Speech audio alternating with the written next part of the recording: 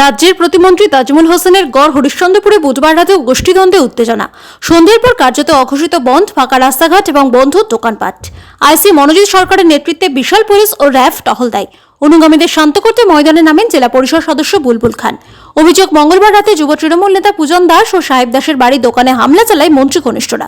নির্দেশ ছিল মন্ত্রীর ভাই জম্মু রহমানের। এ নিয়ে বিক্ষোভ ও অবরোধ হয়। মন্ত্রী তাজমুল নীরব থাকলেও বুলবুল সরেজমিনে থেকে অনুগামীদের থামান। এলাকা এখনও উত্তপ্ত।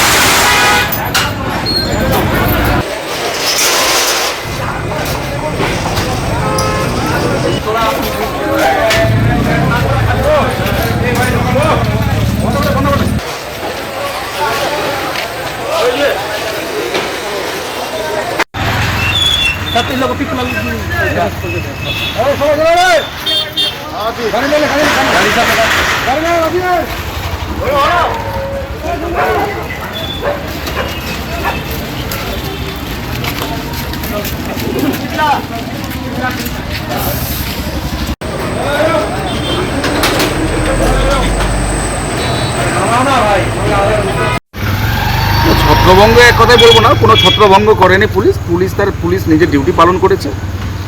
আপনারা সবাই হয়তো জানেন, গত রাতে হরিশ্চন্দ্রপুরে একটা খুব দুর্ভাগ্যজনক ঘটনা ঘটেছে। এই ঘটনার আমরা নিন্দাও জানাচ্ছি এবং অভিযোগও হয়েছে। আমাদের তৃণমূল কংগ্রেসের শ্রমিক সংগঠনের সভাপতি এবং প্রাক্তন যুব সভাপতির বাড়িতে হামলা হয়েছে।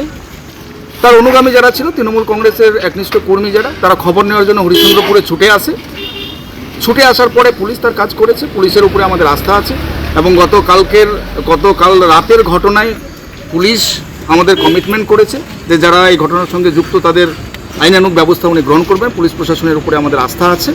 সমস্ত দলীয় কর্মীরা জড়ো এসেছিল হরিশ্চন্দ্রপুরে। এখানে গণ্ডগোলের কোনো ব্যাপার ছিল না। বিভিন্ন গ্রাম থেকে আমাদের হরিশ্চন্দ্রপুরের যে বিভিন্ন অঞ্চল, বিভিন্ন গ্রাম গতকালের ঘটনার শোনার পরে তারা খবর নেওয়ার জন্য এসছে যে তাদের নেতার উপরে কি হয়েছে না হয়েছে, ঘটনার খবর নেওয়ার জন্য এসেছিল। এবার পুলিশের কাছে কি খবর আসছে না আসছে সেটা তো আমরা বলতে পারবো না। পুলিশ এসেছিল, পুলিশ তার আইনের ডিউটি করেছে। আমাদের হরিশ্চন্দ্রপুরের প্রপারে পূজন দাস এবং সাহেবের বাড়িতে আক্রমণ, এটা আমরা নিন্দা জানাচ্ছি এবং এটা অত্যন্ত দুর্ভাগ্যজনক এবং পুলিশ কমিটমেন্ট করেছে। পুলিশের উপরে আমাদের হরিশ্চন্দ্রপুর পুলিশ প্রশাসনের উপরে আস্থা আছে। ওনারা আইনানুগ ব্যবস্থা গ্রহণ করবেন। সেটা তো এক প্রকার সন্ত্রাসী। রাতের বেলা যদি কারো একটা আমাদের তৃণমূল নেতার বাড়ি ভাঙচুর হয়, তাহলে এটা সন্ত্রাস না তো কি? সে তৃণমূল করুক, কংগ্রেস করুক, সিপিএম করুক, বিজেপি করুক, যে সন্ত্রাস তো সন্ত্রাস। সে যেগুলো হোক না কেন, যারা সন্ত্রাসী কাজ করেছে তাদের আমরা শাস্তি চাই। এটাই আমাদের প্রশাসনের কাছে দাবি। অনেক লোকজন আমাদের দলের কর্মীরা ছুটে এসেছিল খবর নেওয়ার জন্য। খবর পেয়ে যেন একটা অনভিপ্রেত ঘটনা না ঘটে, তার জন্য আমাদের নেতা বুলবুল খানও ছুটে আসে পরিস্থিতিকে সামলানোর জন্য, যেন কোনো ঘটনা না ঘটে। এবার বুলবুল সাহেবের কথাতে সমস্ত কর্মীরা সংযত ছিল।